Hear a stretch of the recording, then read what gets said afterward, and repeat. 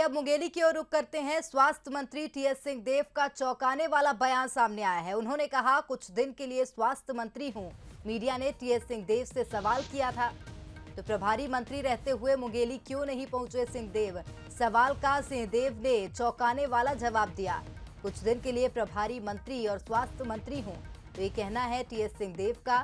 Corona काल में मुंगेली ना पहुंचने का खेद भी जताया है।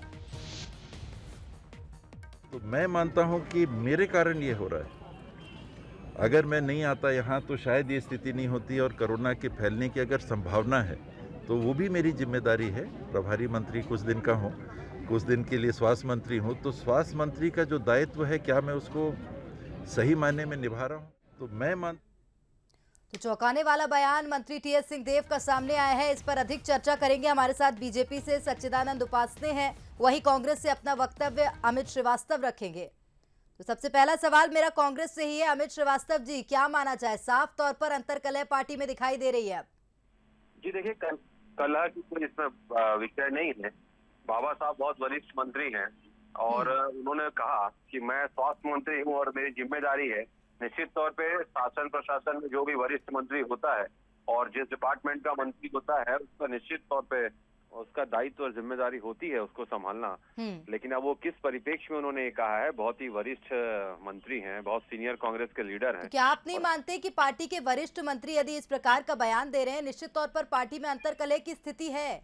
देखिए, अंतर्कलह की स्थिति बिल्कुल भी नहीं है, क्योंकि थोड़े दिन पहले ही उन्होंने कहा था कि हम जय वीरों की तरह काम कर रहे हैं और सीएम साहब हमारे कैप्टन है और हम उनके उसमें खेल रहे हैं। तो निश्चित तौर पे ऐसा कुछ भी नहीं है, लेकिन फिर भी वो वरिष्ठ मंत्री हैं और बहुत सीनियर कांग्रेस लीडर हैं और हम लोग पार्टी के छोटे से कार्यकर्ता हैं। उनके विषय में कुछ कहना मतलब सूर्य को रोशनी दिखाने के बराबर है। चलिए, बिल्कुल सच्चिदानंद उपासने जी के पास आना चाहूंगी। उपासने जी, क्या कहेंगे? आपने भी ये बयान सुना होगा।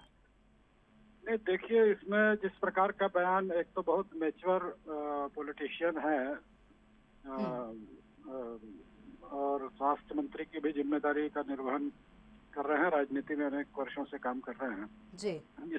इस बयान से कहीं ना कहीं वो बात झलकती, जो इस सरकार बनने के बाद जो मुख्यमंत्री के बारे में दिल्ली में मंत्रणा हुई थी, उस मंत्रणा में जो 2.5 साल का फार्मूला तय हुआ था, उस फार्मूले का कहीं ना कहीं इसमें पुट नजर आता है कि उनकी बातों से लगता है कि 2.5 साल का कार्यकाल अब समाप्ति पर है।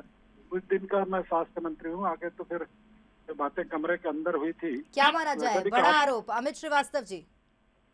जी देखिए, निश्चित तौर पे मैंने जैसा आपको कहा कि कोई पार्टी में कलह नहीं है, सारे लोग मिलकर कार्य कर रहे हैं और हम सबका एक ही उद्देश्य है, जितने कांग्रेस जाने और छत्तीसगढ़ के 2 करोड़ 80 लाख जनता का कैसे भला हो सकता है और कैसे सशक्त छत्तीसगढ़ और समृद्ध छत्तीसगढ़ और खुशहाल छत्तीसगढ़ के बनाने में सभी लगे हैं, चाहे वो फिर किसी भी स्थान पे व्यक्ति बैठा हो। सबका ध्येय यही है, सबका उद्देश्य यही है कि छत्तीसगढ़ भारत देश के उन अग्रणी राज्यों में रहे जिसमें उसको अभी तक होना चाहिए था, लेकिन किसी कारणवश लेकिन पार्टी के अंदर अंतर्कलह साफ दिखाई दे रही है। बहुत धन्यवाद आप दोनों का ही हमारे साथ जुड़ने के लिए। तो बता दें कि स्वास्थ्य मंत्री टीएस सिंहदेव का चौंकाने वाला बयान सामने आया है। हालांकि पार्टी का ये कहना है कि वरिष्ठ मंत्री है, वे वरिष्ठ नेता हैं पार्टी के।